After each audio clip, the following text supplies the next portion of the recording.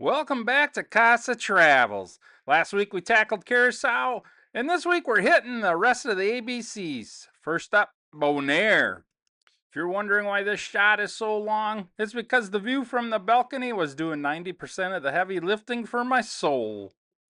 Bonaire is the quiet sibling of the ABC Islands. No high rises, no frantic energy, just 111 square miles of coral reef and people who have collectively decided that stress is a foreign concept. Once hitting the shore, we hit the local market, which is where my vacation brain really took over. It's that specific type of Caribbean shopping where you don't actually need a hand carved flamingo, but after 10 minutes in the sun, it starts looking like a vital household appliance. Bonaire has these incredibly vibrant homes and vintage scooters that look like they've seen more history than a library. It's charming, it's weathered, and it's remarkably hard to take a bad photo here. And then there's the crew, Sandy and Rita, being themselves. They managed to find a grocery store where Rita and Bob uncovered the deal of the century. Apparently, the secret to a perfect cruising is finding the right insulated cup. If you see us later looking suspiciously hydrated, mind your own business. Also, shout out to this guy on the motorbike. He's currently living the life I'm trying to curate. We ended up at Corrals, which is essentially a bar built over an aquarium. While people are literally floating in the water beneath your feet, you're trying to remember if you've been this relaxed.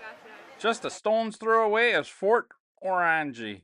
It's been there since 1639, serving as a fort, courthouse, and even a fire station. It's seen centuries of pirates, privateers, and now it has to deal with us. We're back on the balcony for one last look at Bonaire. You have to appreciate a city that looks like it was created by someone who was told they could only use the tropical pastel crayon box. It's vibrant, it's tidy, and it's currently making me wonder why my house back home is just black and white. If you look over there, you can actually see into the bridge. I've been keeping a close eye on the captains. They're in there doing very important maritime things, checking charts, dusting dials, and probably discussing where to get the best lunch in Aruba. I'm essentially their unofficial, unpaid supervisor from 3 rooms down. So far, they're doing a mediocre job of noticing my thumbs up of approval. There goes another line to the land. There's something hypnotic about watching a cruise ship depart. Its 100,000 tons of steel being moved with the grace of a ballet dancer.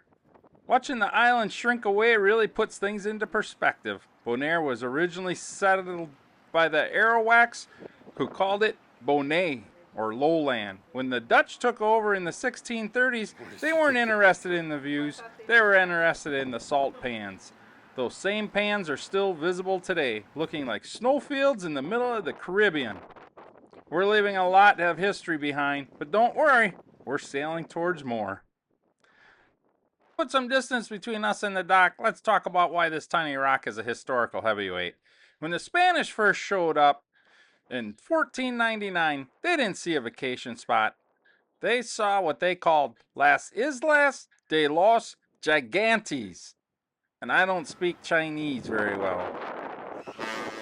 Oh, time to get aboard, boys and girls. As I was saying, that means the Islands of Giants. Apparently, the local Arawak people were so much taller than the average European explorer. Eventually, the Spanish decided the island was useless because it didn't have gold. Big mistake. Huge. The Dutch moved in and realized Bonaire had white gold. Salt.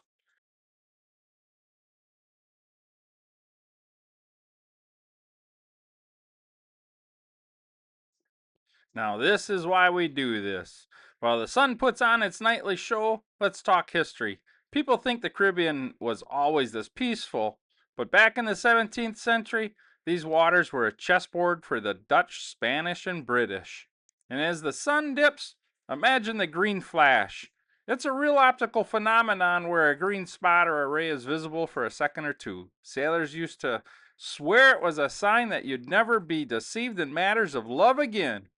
Personally, I think it's just nature's way of saying, last call, get to the bar.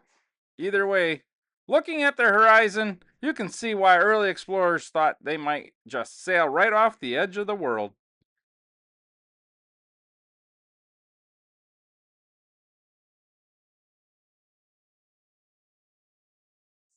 And just like that, we've arrived in Aruba. If Bonaire is a quiet sibling, Aruba is the one who stayed up late and has a lot of energy. Oranjestad, who I can't pronounce, is a fascinating mix of Dutch colonial architecture and high-end shopping.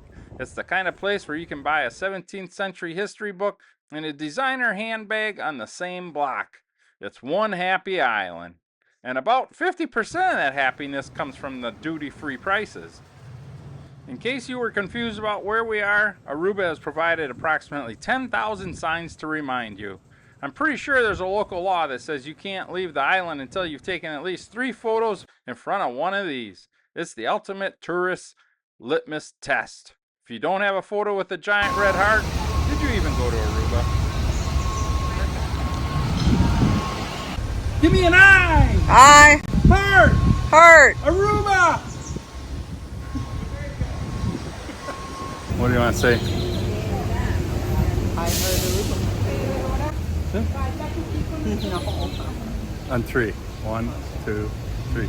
I love Aruba. You said I heart Aruba. I heart Aruba.